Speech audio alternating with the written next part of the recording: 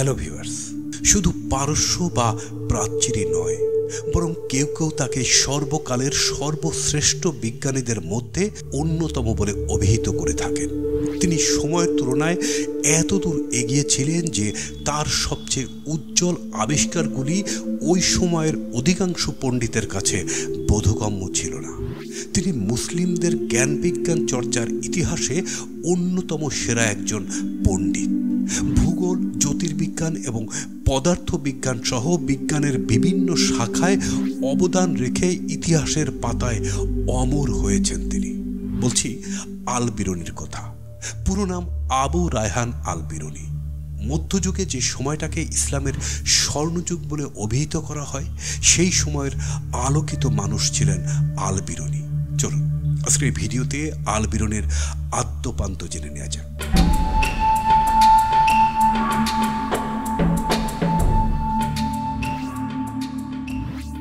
আবু রায়হান আল বিরুনি 973 খ্রিস্টাব্দের 4 সেপ্টেম্বর উজবেকিস্তানের খোয়ারিজম শহরে জন্মগ্রহণ করেন। আবু রায়হান মোহাম্মদ তার পুরো নাম, তবে খোয়ারিজমের মূল শহর কাথের বাইরে জন্মগ্রহণ করেছিলেন বলেই তার নামের সাথে অতিরিক্ত আল বিরুনি অংশটি যোগ হয়েছে বলে ধারণা করা হয়। আল বিরুনি অর্থ বাইরের।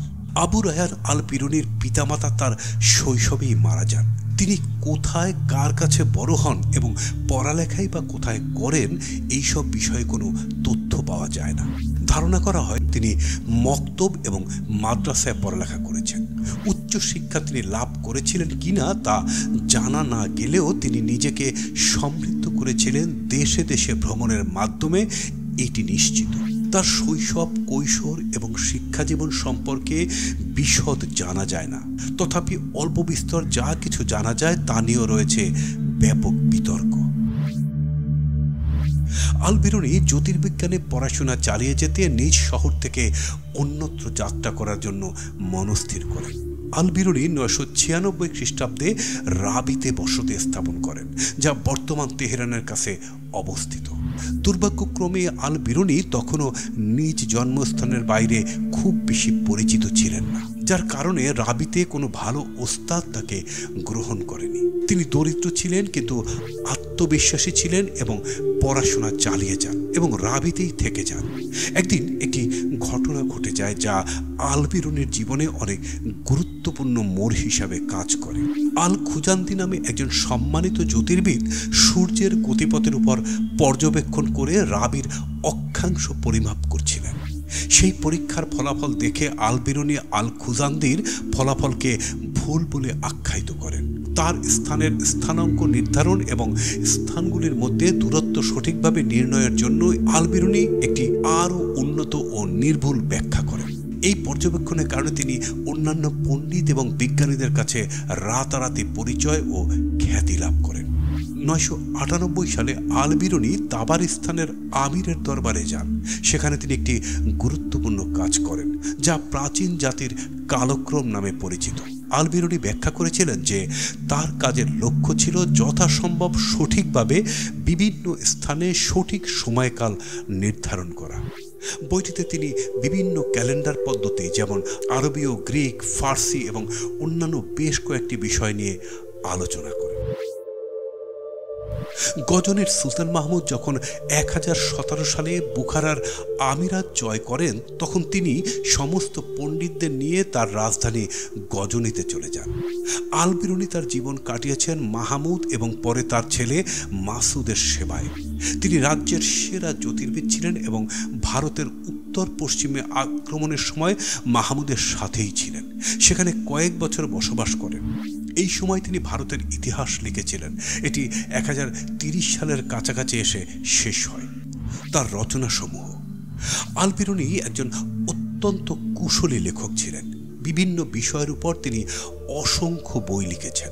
তার প্রধান কাজগুলোর মধ্যে রয়েছে কিতাব আল হিন্দ, আল কানুন আল মাসুদি, আতাহার আল বাগিয়া, তারিকুল হিন্দ, কিতাব আল জামাকির ও কিতাব আল সাইদানা। তিনি বেশ কিছু সংস্কৃত বই আরবিতে অনুবাদ করেন। ভূগোল, ভূগণিত, মানচিত্রবিদ্যা এবং আবহাওয়া বিদ্যা বিষয়ক তার বই সংখ্যা 27টি। তাছাড়াও তিনি দর্শন, গণিত, পদার্থ, চিকিৎসা বিজ্ঞান বিষয়ক বইও লিখেছেন। তবে তিনি সবচেয়ে বেশি বিচরণ করেছেন জ্যোতির্বিজ্ঞানের জগতে। আল বিরুনি সৌরজগতের সৌরকেন্দ্রিক এবং ভূকেন্দ্রিক তথ্যের উপর বিশ্লেষণমূলক বই আল তাহাদিত রচনা করেন। তিনি নামাজের সঠিক সময় নির্ধারণের জন্য সময় নিয়ে গবেষণা শুরু করেন। পৃথিবীর বিভিন্ন প্রান্তে দিন রাত্রির দৈর্ঘ্যের পার্থক্য এবং মেরু অঞ্চলে দীর্ঘ সময় যাবৎ দিন বা রাত থাকার কারণ সম্বন্ধে তিনি অনুসন্ধান শুরু করেন। এই বিষয়ে তিনি রিসালাহ নামক একটি বই লেখেন। এই বইয়ে তিনি সূর্যের দূরত্ব নির্ণয়ের ব্যাপারটিও উল্লেখ করেন এবং টলেমির তথ্য সমর্থন করেন। এই তথ্য মতে সূর্য থেকে পৃথিবীর দূরত্ব পৃথিবীর পরিধির 286 গুণ। আল বিরুনি কানুন আল মাসুদি বইয়ে চন্দ্র ও সূর্য গ্রহণের চমৎকার ব্যাখ্যা প্রদান করেন। তিনি উষা এবং গোধূলি লগ্নের বিস্ময়কর ব্যাখ্যা দান করেন। তিনি দেখান সূর্য দিগবলয়ের 18 ডিগ্রি নিচে থাকতে গোধূলির আগমন ঘটে এবং এই বিষয়টি আধুনিককালের জ্যোতির্বিদরাও প্রমাণ করেছেন। সূর্যের ব্যাপারে আল বিরুনি বলেন, সূর্য হচ্ছে একটি সৌর অগ্নুৎপাতের গোলকীয় অগ্নিকুণ্ড। অন্যদিকে চাঁদ যে কক্ষে পৃথিবীকে প্রদক্ষিণ করে তা পূর্ণ গোলক নয় বলে দাবি করেন তিনি। তিনি পৃথিবী থেকে চাঁদের দূরত্ব সঠিকভাবে নির্ণয় করতে না পারলেও পৃথিবী থেকে চাঁদের দূরত্ব সর্বোচ্চ থেকে সর্বনিম্ন কত হতে পারে তা হিসাব করেন।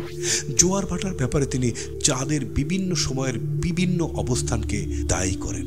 আকাশের তারকারাজি নিয়ে প্রাচীন জ্যোতির্বিদ হিপারকাস এবং টলেমির গবেষণা বিশ্লেষণ করে আল বিরুনি এই সিদ্ধান্তে পৌঁছান যে আকাশে আসলে কত সংখ্যক তারকা আছে তা সঠিকভাবে নির্ণয় করা সম্ভব নয়। তিনি তারকাদের ঘিরে অ্যারিস্টটলের প্রচলিত কুসংস্কারের অবসান ঘটান। আকাশে তারাদের দিকে চেয়ে থাকলে চোখের ক্ষতি হয় কিংবা তারাই মানুষের সৌভাগ্য বা দুর্ভাগ্যের কারণ, এইসব বিষয় তিনি ফুৎকারে উড়িয়ে দেন। তখনকার সময়ে গণিতের প্রধান শাখা ছিল পাটিগণিত, জ্যামিতি, পদার্থবিজ্ঞান এবং সঙ্গীত বিষয়ক বিজ্ঞান। আল বিরুনি প্রত্যেকটিতেই দক্ষতা অর্জন করেন। তাছাড়া গণিতের তখন একটি নতুন শাখা বীজগণিতের উদ্ভব ঘটান আরেক মুসলিম মনীষী মুসা আল খারিজমি।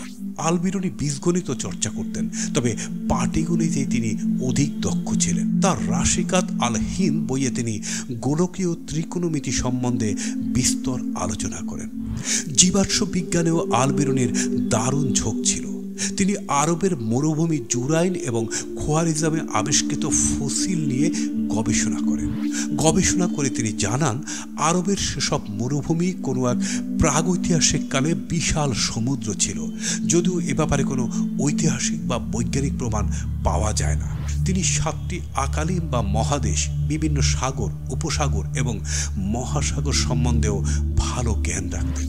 তিনি হিমালয় বা তৎকালীন হিমাভান্ত পর্বতমালাকে পৃথিবীর মেরুদণ্ড বলে অভিহিত করেন। বিভূতিভূষণ বন্দ্যোপাধ্যায় যে চাঁদের পাহাড় নিয়ে উপন্যাস লিখেছেন, আফ্রিকার সেই চাঁদের পাহাড়কে আল বিরুনি নীল নদের উৎস বলে গণ্য করেন। অন্যদিকে ভারতবর্ষের ভূগোল তিনি বেশ দক্ষতার সাথে নিখুঁতভাবে বর্ণনা করেছেন।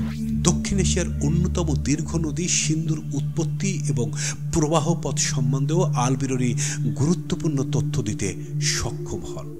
সর্বশেষ, আবু রায়হান আল বিরুনিকে একজন বিজ্ঞানী, গবেষক কিংবা দার্শনিক বললে তার প্রতি অন্যায় হবে, বরং তিনি ছিলেন একজন সত্যিকারের জ্ঞান সাধক। তিনি মুসলিম সমাজের গোড়ামি গ্রহণ করেননি, তথাপি তিনি 8-10 জন সাধারণ মুসলমানের চেয়ে অধিক ধর্মপ্রাণ ছিলেন।